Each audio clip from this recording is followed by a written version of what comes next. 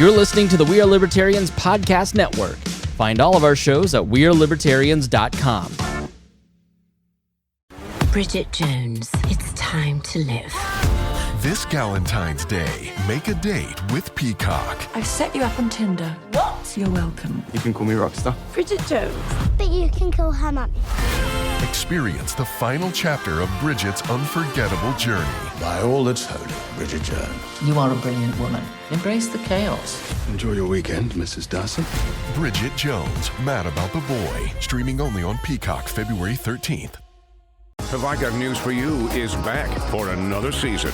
Roy Wood Jr., Amber Ruffin, and Michael Ian Black are finding the funny in the week's biggest stories.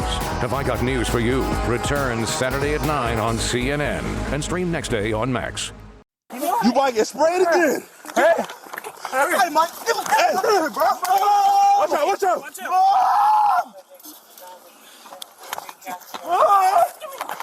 Get your hand. Mom! Hey. Give me your hands. Give me. Okay, all right. Give me your fucking hand. Give me your hand. All right. Okay. All right. Huh? Hey, Mike, give me your hands, bro. Hey. Give me your hands. Watch out. Spray your ass again. Hey, give me your hands, bro. Watch out. Spray. All right. Give me your hands, bro. Oh, shit. Give me your hands. Oh, shit.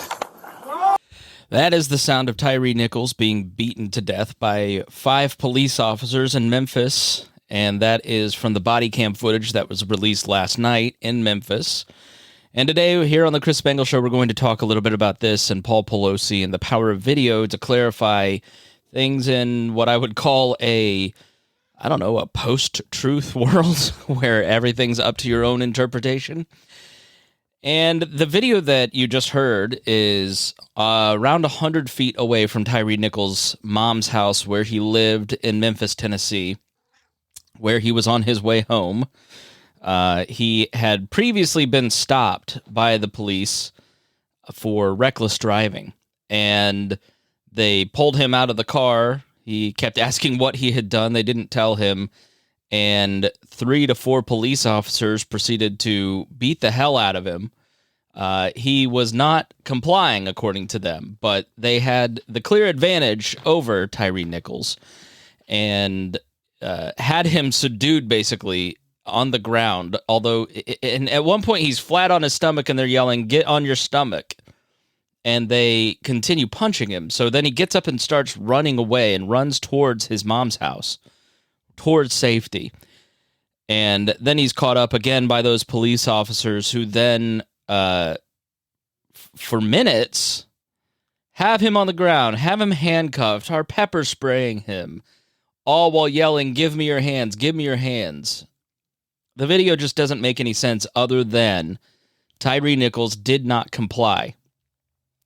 He did not obey police officers. And because he did not obey, it was a capital crime. So let's start with the timeline of Tyre Nichols and talk about, let's start with actually who Tyre Nichols was. He was the father of a 4-year-old kid. He was the baby of his own family. He was born 12 years after his closest siblings. And he had moved to Sacramento, California for opportunity, just to go to California. But at the beginning of the pandemic, he ended up moving back to Memphis and decided that California was too oppressive, believe it or not. I'm trying to find the article here where he talks a little bit about that. So this article from the New York Times says, "But for Mr. Nichols, it was California and its high costs of living that had begun to feel oppressive. In early 2020, Ms. Paxton said, he set out for Tennessee to find a way to make ends meet, becoming part of what scholars have called a new great migration of Black Americans back to the states of the old Confederacy from more liberal areas. He wrote on his Facebook page, "At least things are affordable here. Okay jobs with decent pay, cheaper registration fees, and cigarettes that aren't $10 a pack, LOL." Now, reference there is Ms. Paxton. She's 28. She met Mr. Nichols when they were teenagers, and they were both involved with the California Youth Ministry, and they were trying to give teenagers an outlet that wasn't the streets. She recalled how she first bonded with him in a car as they had to do a church event, and they were both wearing green shades. And he was the DJ for the ride and loved all kinds of different types of music. He celebrated the fact on his social media that he'd returned to Tennessee and wrote, and his friend said that he felt the presence of the Creator out in Memphis more than he ever had. The nature, the people, it's just a different world than Sacramento, California. Nichols was an avid photographer. That night, it's believed that he was out at the park in Memphis taking pictures of sunsets that he would post on his page. And he had just gotten a job at FedEx, which State Representative Joe Towns Jr. says is like in Memphis, that's their headquarters. So a FedEx job is like getting a job at the post office in the 70s or 80s. It's a crucial engine for economic sustenance and mobility for black residents across the spectrum, the New York Times writes. And that night, he was headed home on Saturday night to enjoy some sesame chicken with his family after being at Shelby Farms taking photos. He was actually thinking of becoming a police officer, his friend Ms. Paxton said. Mr. Nichols, the New York Times writes of her statements, was wary as a black man of the police. His social media posts show that he identified with the Black Lives Matter movement and harbored a mistrust of prevailing government and economic systems. And yet recently, Mr. Nichols had considered becoming a police officer. He was talking about how maybe that would be the easiest way to change things in the system, by becoming the system. Tyre Nichols was very devoted to his family. He actually had a tattoo of his mom, had her name tattooed on him. He was the father of a 4-year-old back in Sacramento and was always trying to raise money to fly his son out and visit his son. He was devoted to his church. He ran a local youth group and would meet at the skate park for pizza and would run a Bible study on Thursdays and would attend with his friend. And one day the group watched a sermon about how the world is filled with distractions. Jenks said Nichols was so moved by it that he pulled out his flip phone and dropped it in a cup of water. So by all accounts, from everybody that is in... Now, I'm sure he had his flaws. I'm sure right now the Daily Wire, some conservative media outlet, is trying to pull up every wrong thing he's done, and the New York Times is telling me every good thing he's done. But by all accounts, from his family, his friends, the people that got Starbucks with him every single morning, he seemed to be a very nice 29-year-old man who was just trying to find his way in the world still. And on January 7th, he was stopped by officers of what's called a Scorpion unit. Now, in Memphis, it's in the top 10. It's 10th in 2022 for murder rates in the United States. Actually, you may be surprised to know that Chicago's not in the top 10.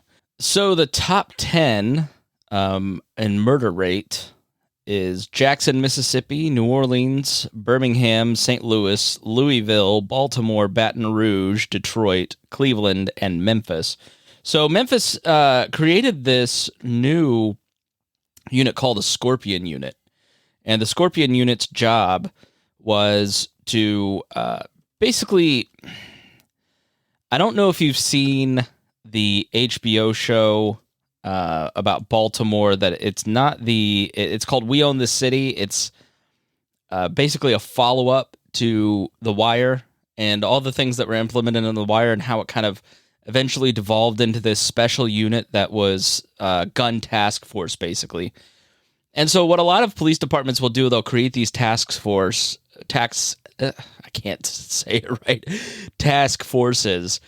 that will focus on guns and especially high crime areas of their city in order to get the crime rate down.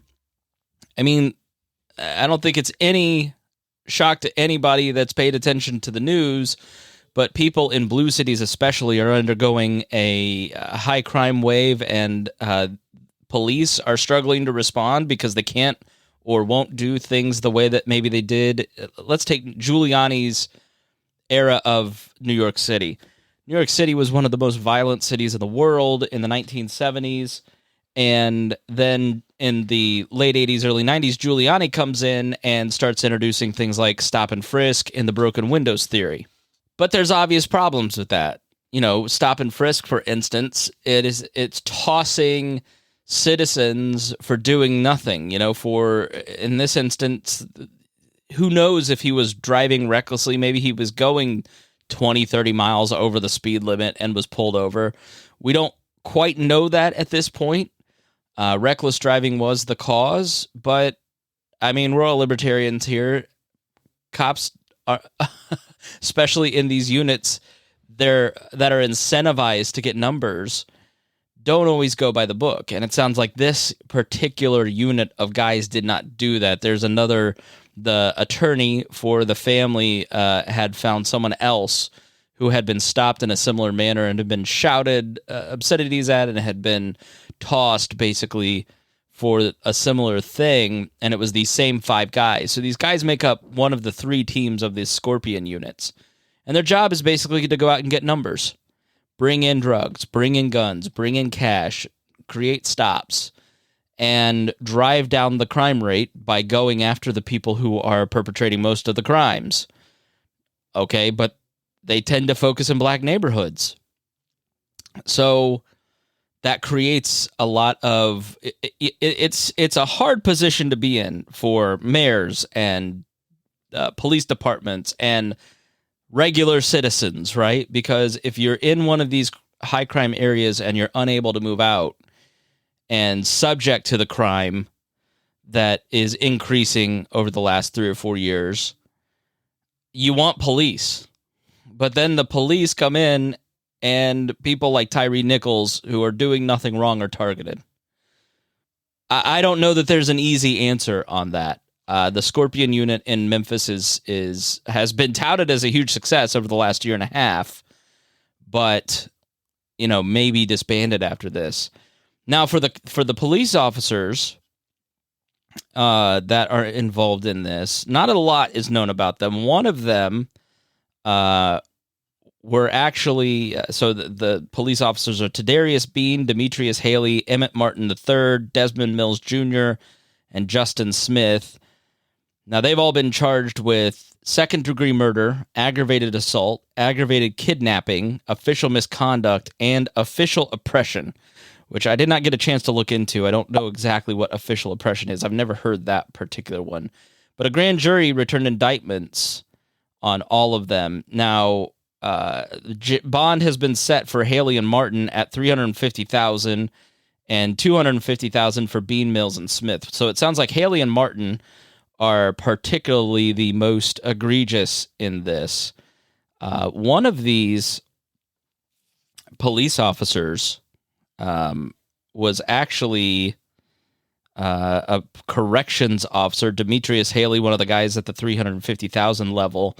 In a 2016, a lawsuit by an inmate at the Shelby County Division of Corrections claims that the 3 guards, including one by the name of Demetrius Haley, had beaten him up. The inmate told NBC News that he had been trying to hide a contraband phone the moments before officers strip searched him. 2 officers, including Mr. Haley, began punching Mr. Sledge, and a 3rd officer picked him up and slammed him down, according to the handwritten complaint. Now, most of these officers had come on to the force after 2017 and were fairly new. And they all joined the force between 2017 and 2020. So fairly new officers involved in this unit. All 5 of the officers are black. The victim is black. That has really sort of messed up the narrative for a lot of folks. Van Jones, who I'll read you a little bit of his article here, just some of the highlighted pieces. Opinion on CNN by Van Jones. The police who killed Tyre Nichols were black, but they might still have been driven by racism. Let's hear him out first. One of the sad facts about anti-black racism is that black people ourselves are not immune to its pernicious effects. Society's message that black people are inferior, unworthy, and dangerous is pervasive. Over many decades, numerous experiments have shown that these ideas can infiltrate black minds as well as white. Self-hatred is a real thing. That's why a black store owner might regard customers of his same race with suspicion while treating his white patrons with deference. Black people can harbor anti-black sentiments and can act on those feelings in harmful ways.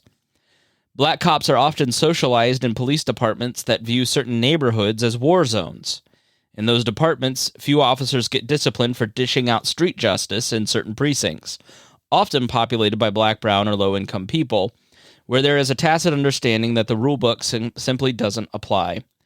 Cops of all colors, including black police officers, internalize those messages and sometimes act on them. In fact, in black neighborhoods, the phenomenon of brutal black cops singling out young black men for abuse is nothing new. Back in 1989, the rap group NWA highlighted the problem in their anthem, in which Ice Cube rapped, "But don't let it be a black and white cop, because they'll slam you down to the street top, black police showing off for the white cop." He continues, "When it comes to police violence, race doesn't matter, but possibly not the way you think. At the end of the day, it is the race of the victim who is brutalized, not the race of the violent cop. That is the most relevant in determining whether racial bias is a factor in police violence. It's hard to imagine 5 cops of any color beating a white person to death under any similar circumstances. And it is almost impossible to imagine 5 black cops giving a white arrestee the kind of beating that Nichols allegedly received.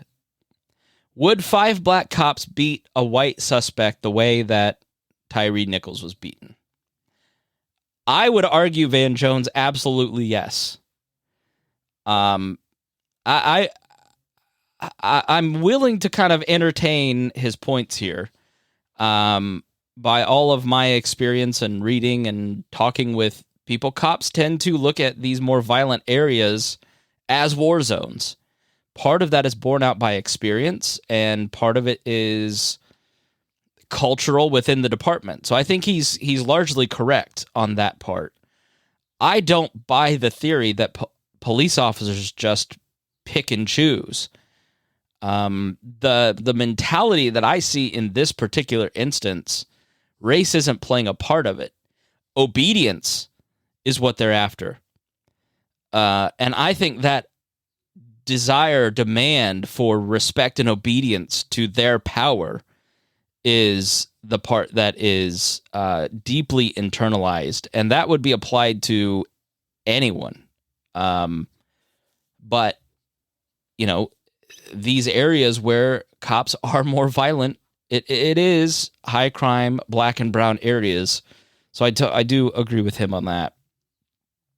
Because if you watch the video, talking with someone this morning, they're like, well, he didn't comply. What kind of crazy person doesn't comply with the cops when you get pulled over? By the way, this is the most non-compliant person in my life. This person, I'm not going to identify them, but this person doesn't go by any rule at all. But this guy needed to obey the cops, and he's just stupid for not doing that. On what planet is disobeying a cop grounds for being killed? Like, when you see the videos, and I watched I think of 4 versions of the body cams and watched all the footage before doing this. From the moment the man is pulled out of his car, they are overbearing, aggressive, and violent towards him. On what planet is just complying with people? You are complying and they are beating you.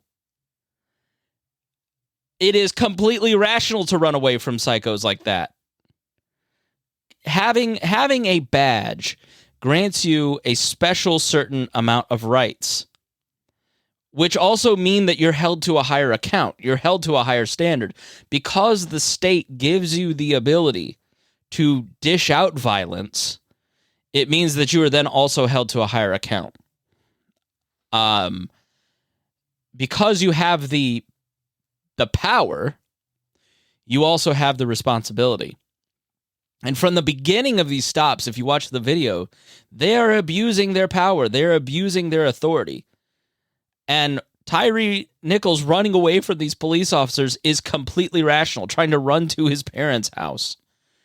And gets about 100 yards away before they start beating the hell out of him again. And saying for the cameras, give me your hands, give me your hands. When it's obvious in the video that they have his hands, he is subdued throughout almost the entirety of the 20 minutes of video that you have across the different cameras. There's no point where this man is a violent threat to these police officers.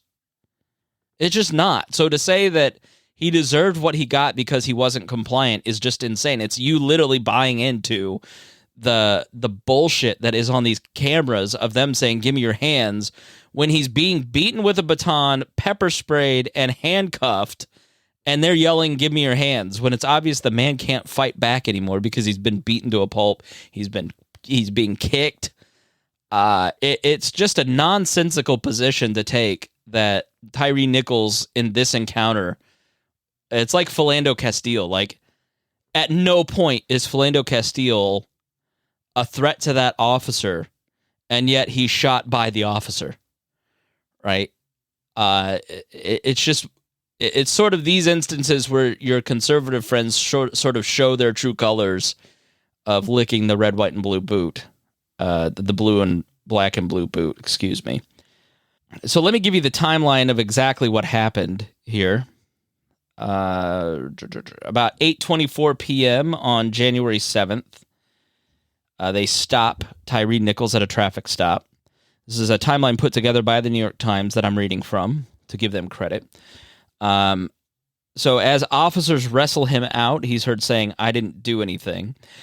And the Memphis Police Department initially said that Mr. Nichols had been stopped on suspicion of reckless driving. However, the Memphis police chief, Sherilyn Davis, said in an interview with NBC that the department had not been able to confirm why he had been stopped. Now, this police chief, I'll talk about her a little bit better. I think the response from Memphis largely should be the template. And see, the thing with body cameras is that body cameras are very expensive. They're very expensive for departments because if you've got one for every cop, in this instance, you've got 10 body cameras that they're pulling, and it's over 20 minutes. But those body cameras are active the entire time. Now, except when they don't work. Wink, wink. In this case, they were on and active. Surprise, surprise. So a lot of times they somehow just manage to malfunction during incidents that are bad for cops. But the storage that it takes online to keep all of this footage in perpetuity is very expensive. So smaller departments can't afford it because it's quickly becoming one of the biggest expenses that police departments have. But as storage becomes easier and less expensive, I think you'll see more police departments kind of dealing with that. But I think the police chief has largely acted well before the incident, but I think there's going to be some questions asked from the police chief and the mayor about who was actually kind of watching over these units and who was holding them accountable and what kind of training did they have, because the training here was very poor. So 8:25, the first struggle occurs and Mr. Nichols flees. Several officers try to forcefully pin Mr. Nichols to the ground, shouting expletives and threats. You can hear him saying, okay, I'm on the ground, and you guys are really doing a lot right now. I'm just trying to go home. Second later, officers appear to use a stun gun on him. He breaks free and starts running south on Ross Road with at least 2 officers chasing after him. That's 8:25. 8:29, backup arrives. 2 police officers arrive at the intersection. The officers ask for his location. An officer on an audio recording from the Memphis Police Dispatch Center can be heard asking for backup. Any other Scorpion car, pull over to East Rains and Ross. We have one running on foot. It's interesting that he asks for people within his unit and not anybody. 8:33, officers beat Mr. Nichols repeatedly for about 3 minutes. One of the 4 videos released by the city of Memphis, it's probably the one you've seen. It's up on a pole camera. And the body footage at this intersection, the body cam footage is not great, but you can see in one of the body cams the camera that's kind of up on a light pole that captures most of this. Officers slap and push Mr. Nichols, who screams, Mom. His mother's house is 60 yards away. A police officer sprays Mr. Nichols in the face with a chemical spray, yelling, give me your hands, as Mr. Nichols tries to wipe his face. Totally normal reaction. You get hit with pepper spray and you're trying to wipe your face. And they're saying, give me your hands. All right, he says, and moves to put his hands behind his back. Watch out, I'll spray your eyes again, one officer as he sprays Mr. Nichols another time. By the way, you don't, like, they're kind of spraying it willy-nilly, and one of the body cams, I mean, the cops are all choking from the pepper spray. Pepper spray it's not like a laser-guided missile right to the perp's face. It goes into everybody's face. 2 officers pin Mr. Nichols while a third kicks him near his face at least 2 times. Hit him, one officer yells as another circles Mr. Nichols, beats him with a baton. The struggle continues for several minutes as officers shove and drag him. At least one officer punches Nichols in the face, who is now standing, several times in the head.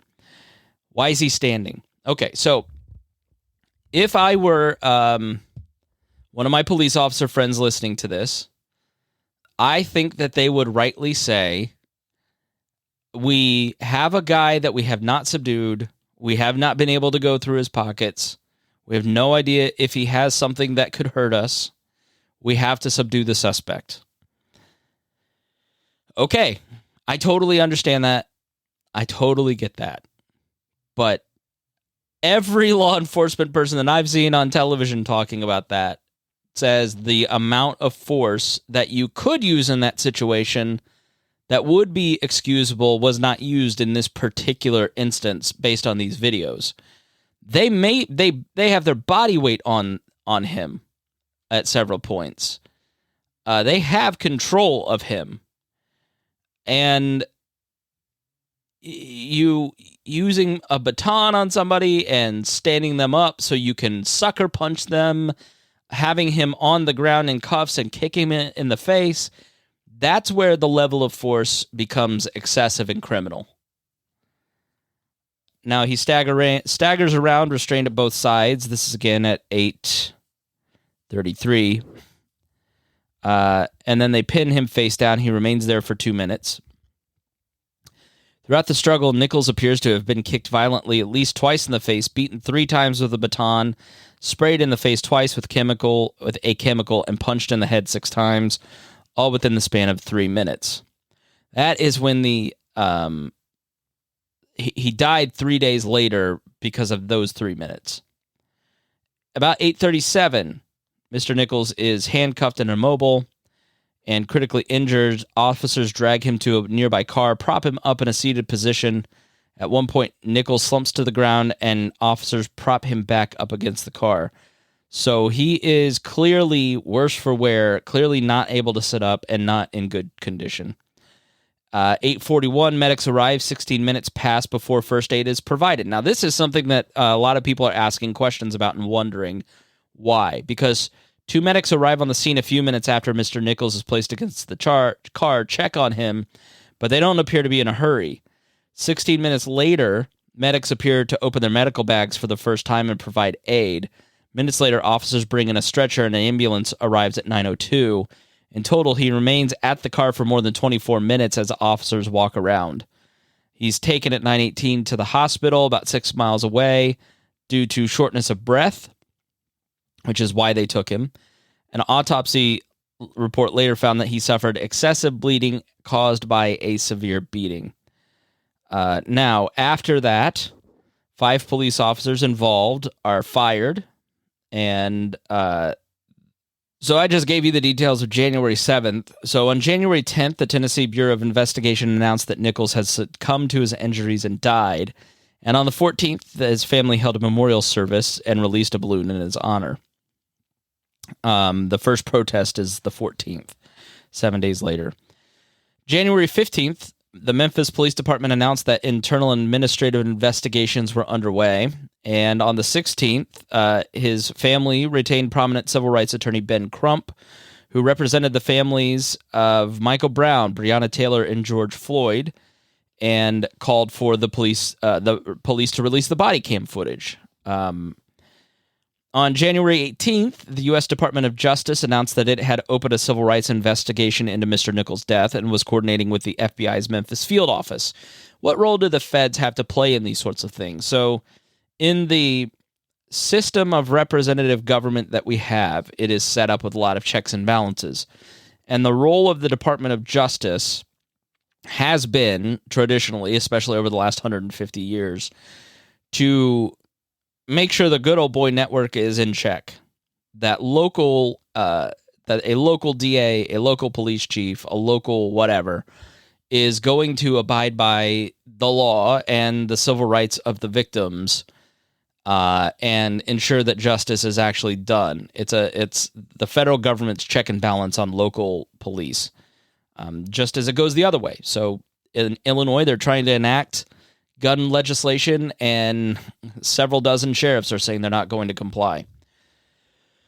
So, January 20th, the Memphis Police Department said 5 officers had violated the police department policies in connection to Mr. Nichols' death, including policies governing excessive use of force, and all officers were fired on January 20. They had a duty to intervene and a duty to render aid. Two sheriff's department folks were put on leave today, because after watching the footage, the sheriff's department of the local county had 2 deputies there who did not intervene, and they're put on administrative leave. January 23rd, I'm recording this on the 28th, so 5 days ago, his family saw the body footage and compared it to the Rodney King beating. January 24th, preliminary findings of an autopsy commissioned by Mr. Nichols' family showing that he suffered excessive bleeding caused by a severe beating. His family showed a photo of him. I mean, he was unrecognizable. I mean, his face was swollen. He was bruised. It didn't look like the young man that you see who was 6'3", like 140 pounds or something ridiculous. He was incredibly like thin, and he looked like he had been in the ring with Mike Tyson in his prime.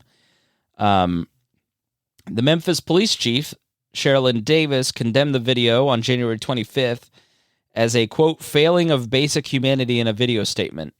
Other Memphis police officers were still under investigation for policy violations. Noting the significant public interest in the release of the video, the U.S. Attorney for the Western District urged citizens to react in a peaceful and nonviolent way. January 26th, 2 days ago, the 5 fired police officers were arrested and charged with second-degree murder and the other charges I mentioned earlier, and the video was released last night after 6 p.m. There were protests across the country, not significant violence. I don't know if the NPR style guide has been updated, but if you go to NPR's website and look, it's mostly peaceful protests across nation. They never say protest anymore. They say mostly peaceful protests. And I don't know if that's like a troll to get clicks or what, but like, just call it a protest. I think everybody at this point knows that a protest includes peaceful people who are there to protest and 20-something college dropouts who just got fired from barista for quoting too much Marx, like, who are there to fuck shit up and have their bandana on. Like, I think we all know that's what a protest means now. Like, you don't need to tell us that it's mostly peaceful protests. But I see that phrase being used in the media. Not like it was laughable in 2020 with the reporter standing in front of it with the fire behind him. And now we're taking the thing that was laughable and turning that into a phrase to own the cons. I don't quite get that one.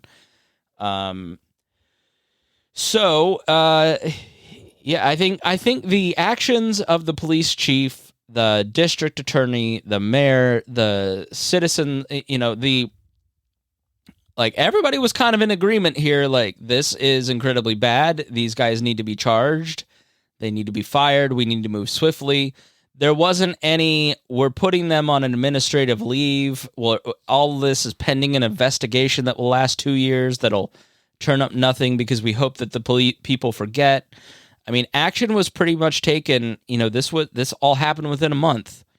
And now these guys go to a jury, and a grand jury found them worthy enough to be charged, which, if you don't know what a grand jury is, it's a prosecutor basically taking information to a group of citizens, and then the citizens then decide if the charge, based on the evidence, if the charges should be set. And so it's kind of a way to take it away from one person's discretion and put it into the hands of 12 other people, or multiple people's. It depends on the state's laws and their grand jury system. But now these guys get to go to trial. second-degree murder, basically in Tennessee's laws, says that it was premeditated murder, that when they pulled this guy over, they intended to kill him. So I think that's probably not going to stick. I can't imagine that would stick. If I were on the jury, I wouldn't think that. And that's one of the issues with these cop killings is that the DA will overcharge and then lose, and then the police officer goes free. And part of that is maybe the good old boy network, and the other part of that is maybe the DA wants to satisfy the public by going for like a big charge because they want to see them get locked up. So I don't know. I mean, could be the case. I think that was maybe what happened in the Breonna Taylor situation.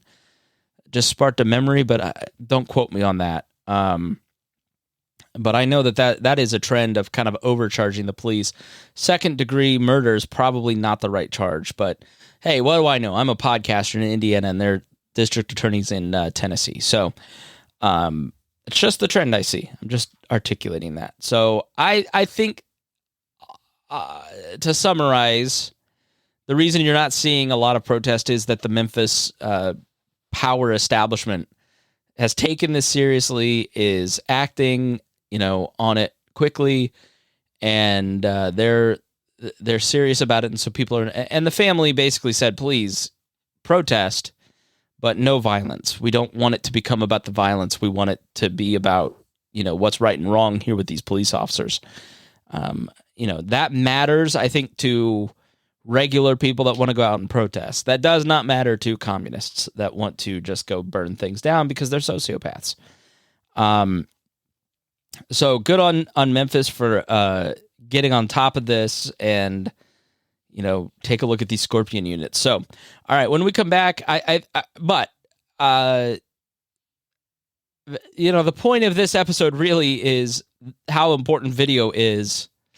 I should probably make the point here. The point is that video is very important in this day and age. And I think even more so in the Pelosi story that we'll talk about next. But, we have a tendency of a thing happening. Like in the Pelosi story, X happens, Y reports on it. The NBC reporter that got fired for reporting on Pelosi supposedly fed the trolls, so NBC fired him.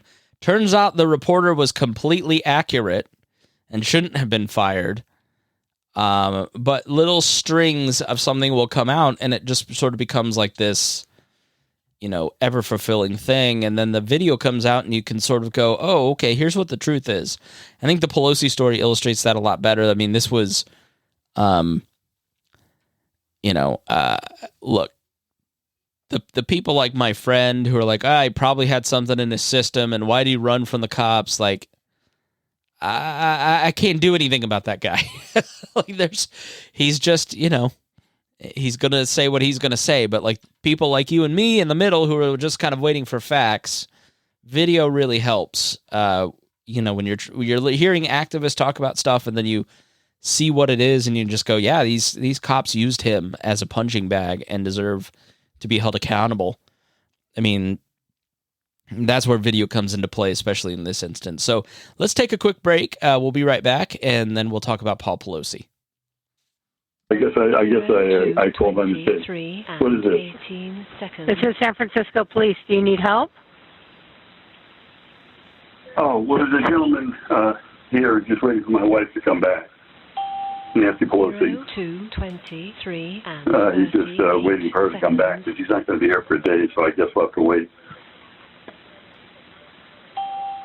Okay, do you need police, fire, or medical for anything? 8 seconds. I don't think so. 223 and 58 seconds.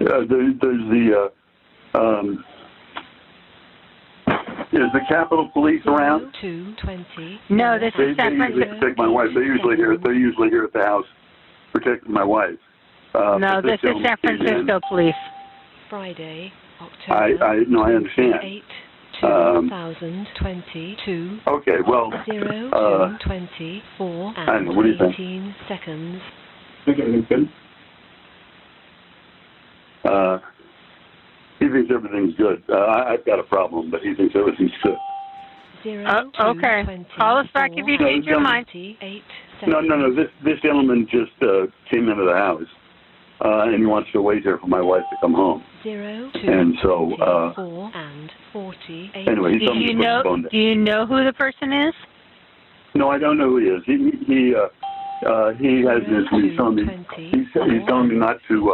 He's telling me not to do anything. What is your address, sir? 26. 225 and 0. What is your name? Seconds. My name is Paul Pelosi. Friday. Anyway, this gentleman says that he thinks everything ought to, he's telling me to put the phone down and just do what he says. 18 seconds. Okay? Okay, what's the gentleman's name? I don't know. What's that? My name's David. The name is David. Okay, and who is David? I don't know. What's that? I'm a friend of theirs. Yeah, he says he's a friend, but as I said, I've never. But you don't know who he is? 25 and No, ma'am. 48 seconds. Okay. He's telling me I'm being very leading, so I got to stop talking to you, okay? 25 and okay. You sure I can stay on the phone with you just to make sure everything's okay? No, he wants me to get that off the phone. 0226 okay. and 08 Thank you. seconds. Okay, bye. That is the sound of Paul Pelosi, husband of Nancy Pelosi, formerly the Speaker of the House. I think most of you probably know who Nancy Pelosi is, and you probably know a little bit about this story. Back in October, a man was in the home of Paul Pelosi. Now, depending on where you get your news, if you believed the police officers and the prosecutors and the media, a man broke into the home of Paul Pelosi. He was politically motivated, and he basically was trying to beat up Nancy Pelosi. If you read a lot of right-wing stuff, if that's sort of your ecosystem, then Paul Pelosi was having an affair with an escort in his home gone wrong, and then they got into a lover's quarrel, and there was a lot of alcohol and maybe drugs going on, and the prosecutor and police and everybody was covering for Paul Pelosi because, you can get 50 people to lie on your behalf if you're Nancy Pelosi's husband. It makes total sense to me.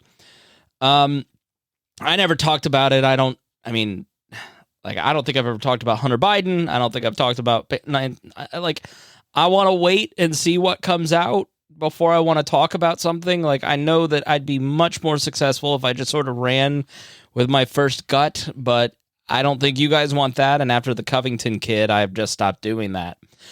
Paul Pelosi has, been arrested, I think, within the last 6 months for DUIs and does have an issue with alcohol, apparently, allegedly. Paul Pelosi's like a very successful financial services guy, bought I think a USFL team or some sort of football team, very wealthy. The home that they're in is worth $8 million. Fox News accidentally put their address out on the air on television, but when I watched it released live yesterday, so I looked it up. You can't see it; it's all blurred out, but it's a very nice part of San Francisco, that I drove through when I was out there. Very nice house. So if you just watch the footage of the body cam, let me maybe play you a little bit of that. Fox before is hilarious because they're on the attack of Paul. Hold on just a second. Let me pause this. So there's two videos that come out. There's the body cam footage that comes out.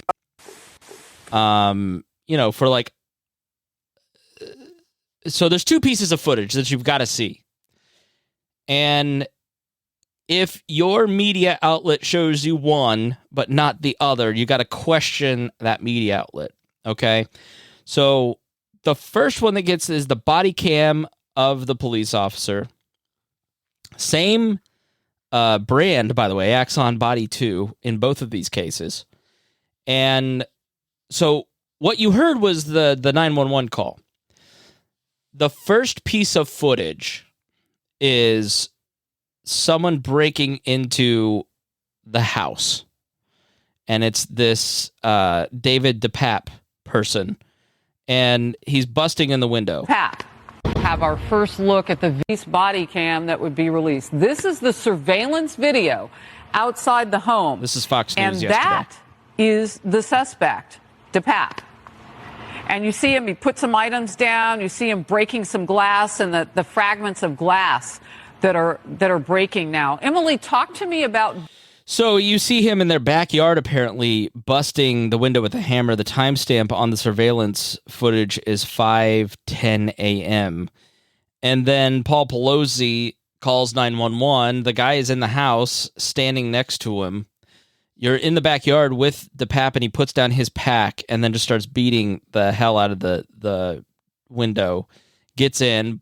Paul Pelosi makes that call. I played you a little bit of it. But the beginning of it is very much like, is this guy drunk? Like, if I like, people have criticized the dispatcher, but like, it didn't make any sense if you listen to the whole thing. Like, well, no, I don't need any help. Okay, then why are you calling? Well, this guy's here, and he just, do you know the guy? And the guy's like, I'm a friend of theirs, and Pelosi's like, no, he's not. But he's very obviously scared, and he's very obviously detained. And he's very obviously trying to get his point across without the man that has a hammer standing next to him not beating him to death. But he gets his point across. Now, the timestamp, this is one thing that I have not found an explanation for. The timestamp on the 911 calls like 2:10 a.m. And this is 5:10 on the surveillance video. The body camera says 9:31. So like the timestamps are off on all three, which is something that kind of I took a strong stance on Paul Pelosi's gay lover, and now I'm embarrassed because all the footage came out. So I've got to find some way to discredit all this as a conspiracy, so you don't think that I just lied out of my ass. The other one is why is Paul Pelosi holding his drink glass through all this? Well, I don't know. It looks like a pretty heavy piece of glass that he could use as a weapon that isn't obviously a weapon to the guy. I mean, you could smash the guy in the head. Now, this DePape guy is big and younger, and Pelosi's like in his 80s, so he probably wouldn't have gotten a good swing. But I'm sure there are reasonable explanations, but that is one thing that people are kind of seizing on. But when the body cam first came out, that's what I saw first. So let me play you a little bit of the body cam, and I'll kind of describe this to you. This is, again, from Fox News' broadcast, which was hilarious because, Fox News has been like, release the tapes, release the tapes, release the tapes. And the prosecutor and the defense all said, we don't want to release the tapes. And news organizations were like, release the tapes. So the judge finally said, you know what, let's just release the tapes. And so Fox News went from, this sure is suspicious, to hopefully you'll hear how she kind of, it was just, I watched Fox News Live. It was hilarious. They were like, imagine if this was just very tough to watch. That's a terrible, like they saw the humanity of Paul Pelosi for the first time, and turned around. But this is the body cam footage. So kind of at the door, the cop turns around, and Paul Pelosi is standing there in kind of like a dress shirt, and he has no pants. He's in his boxer shorts and has a drink in his left hand and opens the door, and his right wrist is being held by Paul DePape. And Paul DePape is about 3 or 4 inches taller than him, younger, and has a hammer in his right hand and has with his left hand Paul Pelosi's wrist.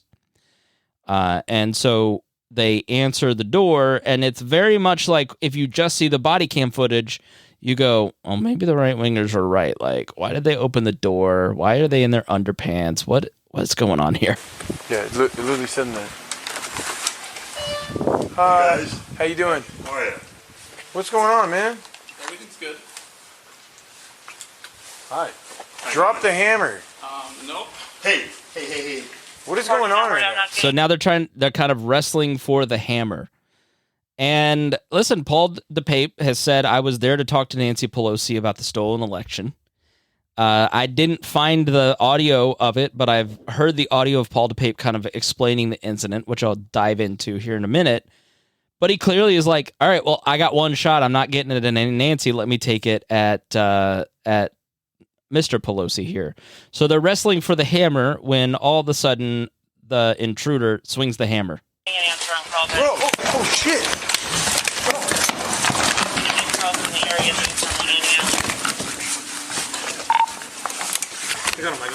All right, so now they've kind of they've run in. They've tackled the intruder. They managed to subdue this guy with a hammer in his hand. Two of them managed to push this guy to the ground, put their body weight on his back, put his hands behind their back, and arrest him without murdering him. So I just want to commend those guys, the two of them. You know, in Memphis, there were 5, and it took them 30 minutes to just, subdue a guy who was mostly complying. And these guys must just be like magical cops who can subdue a guy who's enormous. And then you hear Paul Pelosi start snoring, which is a normal physiological response when you've been knocked out. Give me your fucking hand. Give me your fucking hand. They're not hitting him. They're saying, give me your hands, and they're not hitting him. That's Pelosi snoring. Edward 14, Edward 10, medics code 3 as well. You got it? Sorry, 14 number 2, medic code 3. Affirmative. All right, so Pelosi snoring because he's knocked out. Sustained a pretty bad fracture to his head. In public, he's out and about. I mean, it's amazing this 80-year-old guy lived, but had significant fractures, significant damage to his right arm, and has been out in public wearing a hat. It's pretty hard to watch. It's not a great visual, and it's very sad. So why did this guy do this? So the New York Times, I believe it is, kind of wrote this in-depth piece about this guy. And he follows a trend that I've kind of noticed because, I was a good little bushy Republican back in the day and got involved into local politics and the Tea Party. And you always kind of ran into people who were very anti-war, who were kind of like the Oliver Stone left, who are now weirdly QAnon people and pro-Trump. And that fits this guy. So Paul DePape, I'll just kind of read just sections of this article that is kind of an outline of who this guy is. So he has an interesting background, hardcore activist against the war. Then Gamergate hits, and that kind of transforms him into a QAnon person. But what you see is like you see the mental illness. Like, this guy's not right. It's like the guy in the shooter that just killed 10 people in California who thought he was the mayor of Tokyo, right? They're not acting rational. There's just an element of danger to people who are suffering from whatever DePape is suffering from. But this kind of will give you a background of what his motivation was. Mr. DePape had an obsession with video games as a boy, and it appears to have metastasized as he grew up. According to his blog post, the online harassment campaign known as Gamergate, which began in 2014 as a backlash against female critics of the gaming industry and included misogynistic attacks and death threats, became a catalyst of his growing interest in right-wing conspiracy theories and the many rants against women he posted on his blog. How did I get into all this? He wrote in one passage. Gamergate was Gamergate. He described Gamergate as a, quote, consumer-led revolution against communism. and railed against wokeism and feminism, complaints that appeared to be precursors to his later embrace of the most virulent and bigoted of online conspiracy theories. This is all through the lens of the New York Times. Not everybody that plays video games is a misogynistic person. Not everybody who was, this is a person that took it to the extremes. And, we're always going to have to take everything to the extreme and paint anybody who's, like Harry into some sort of monster. Prosecutors who have been scouring Mr. DePape's copious online writings say the attack was politically motivated and that Mr. DePape intended to hold Ms. Pelosi, who was second in line to the presidency, as a hostage and interrogate her about the stolen election.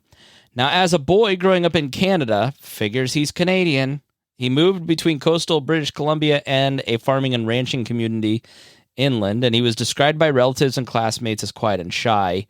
Didn't go to his school dances, played a lot of video games, just very disconnected. In his 20s, he settled in the San Francisco Bay Area with Oxanne Taub, or her name is known as Gypsy Taub. She is an activist famous for protesting in the nude, who is now serving prison time for several crimes, including the attempted abduction of a 14-year-old boy.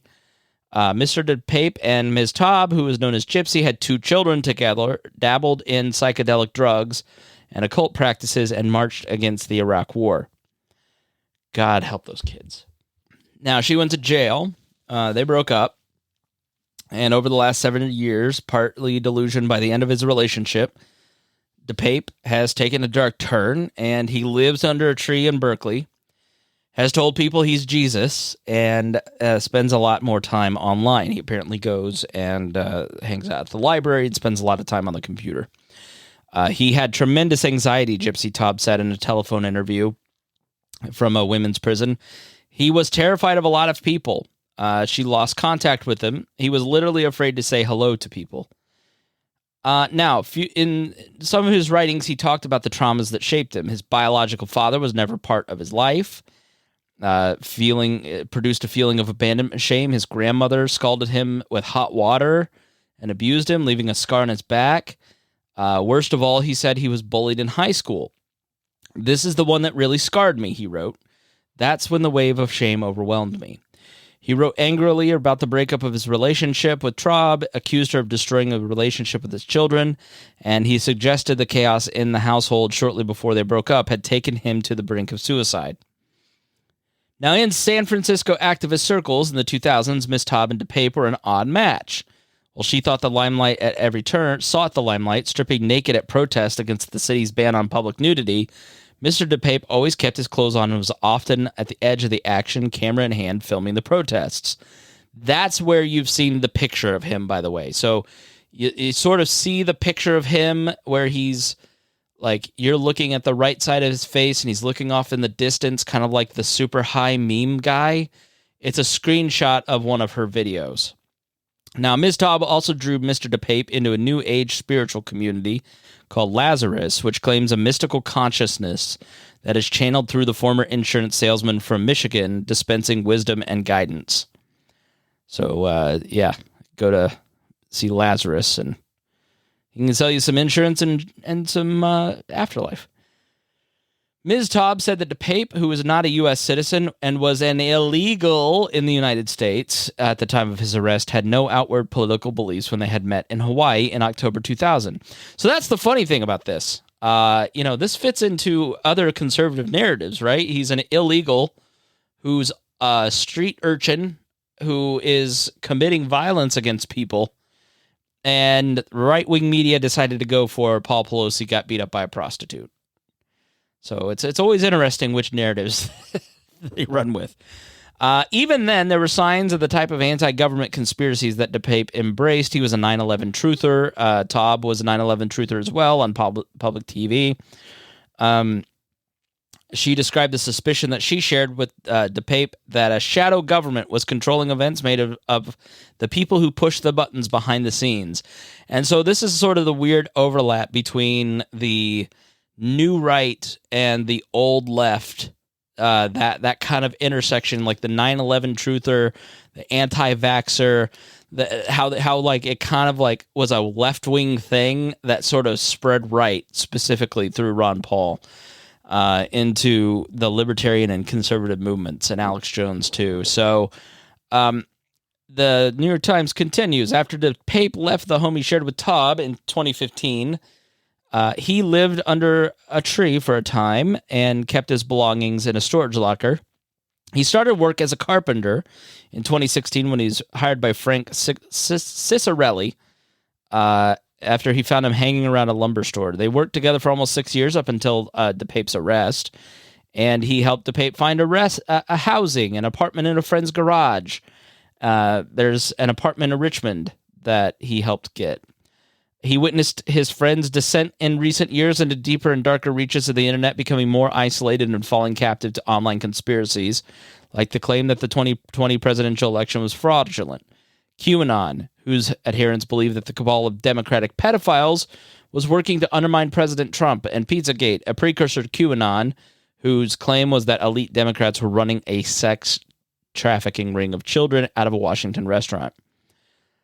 You would just talk to him about politics and he was not rational, Cicerelli said. He just thought that one side was lying and one side was telling the truth. It was very black and white, and it was just being reinforced. Mr. Cicerelli took the page to Thanksgiving and Christmas meals, and that was the closest thing that he had to family in recent years. So he was disassociated, and he dealt with the feelings by basically playing computer games whenever he wasn't working. He had no friends and no social life. On carpentry jobs, he would feed birds and talk to the squirrels, Cicerelli said, and would sometimes tell him that he believed he was inside a computer simulation. Mr. Cicerelli would answer, David, well, do you want me to slap you across the face and see? So obviously this guy is, yes, he is motivated by the QAnon stuff and that, like, wing of things, but there's clearly, like, it's not... why did he break into the Pelosi's home? Misinformation, right? That that she stole the election. Would he have found a reason to break into the Pelosi's home somehow? Probably. Like, this guy just seems like a very troubled guy. I'm not excusing what he did at all. I'm saying, like, there's shades to it, right? So he's not just like some Trump robot hell-bent on killing Nancy Pelosi. He's got his issues. And by the same token, like, there is some merit that the QAnon stuff drives these people to do this crazy stuff. Remember the guy in California with the van? What was the crime that he committed right before the election in the midterms a few years ago with, like, the wild white van? Those people were going to end up violent and dangerous against somebody. In this case, it just ended up being Paul Pelosi. But I have not seen a wave of apologies to Paul Pelosi for saying that he was engaged with a lover. I would love to see that. I think if you've said that, then you owe your followers an explanation. And, I don't think we'll get that. You'll get, well, the timestamps are wrong, so this is fake. But I think it's important that if you're wrong about something, you got to say that you're wrong about something. But kudos to body cams for kind of giving us an idea of what's going on in these situations and for kind of bringing the truth. I mean, I think there's going to come a time soon. I'm going to do a Chat GPT show, an AI show soon, but there's coming a time where we're just not going to trust our eyes. And I think we're getting really close to that point where you can see the body cam footage, hear the 911 call of Paul Pelosi, and not see the reality that everybody else sees. Oh, this is just, they've manipulated this and they've done that. And it's like, I don't know. All I can do is just kind of tell you what I've found and what I see. And, you do with it what you can. All right. Thanks so much for joining me. I want to thank our patrons, Jacques Dell, Lars Nordskog, Matthew Durbin, Vince Peichel, Reinhold, Christy Avery, and Jason Doolittle for being $100 a month subscribers. We really appreciate you guys. Thanks to Mike O'Reilly and Sky Captain for joining up on the Patreon and supporting the show over the last week. We really do appreciate that. And thank you all for listening. So if you got something out of this, please share it with your friends, and we'll see you again here on The Chris Spangle Show.